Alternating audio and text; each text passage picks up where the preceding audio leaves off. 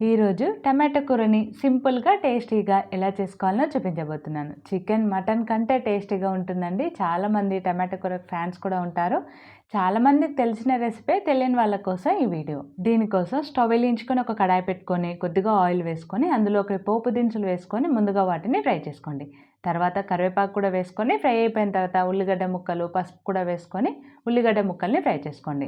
తర్వాత ఇందులోకి కట్ చేసుకున్న టమాటోలు, అలాగే కొద్దిగా కచ్చాపచ్చా దంచుకున్న వెల్లుల్లి, రుచికి తగినంతగా ఉప్పును వేసుకొని స్టవ్ని మీడియం ఫ్లేమ్లో పెట్టుకొని మధ్య మధ్యలో కలుపుకుంటూ ఆయిల్ పైకి తేలేంత వరకు ఉడికించుకోవాలి.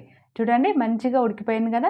ఇప్పుడు ఇందులోకి కారానికి తగినట్టుగా కారం పొడిని వేసుకోండి. అలాగే ధనియాల పొడి, జీలకర్ర పొడి, 1 టేబుల్ స్పూన్ ఎండు కొబ్బరి, అలాగే గరం మసాలా, కసూరి మేతిని కూడా వేసుకొని కలుపుకొని స్టవ్ని లో ఫ్లేమ్లో పెట్టుకొని మధ్య మధ్యలో కలుపుకుంటూ ఆయిల్ ఇలా పైకి తేలేంత వరకు చేసుకొని స్టవ్ ఆఫ్ చేసుకొని కొత్తిమీర చల్లుకుంటే టమాటో కర్రీ రెడీ.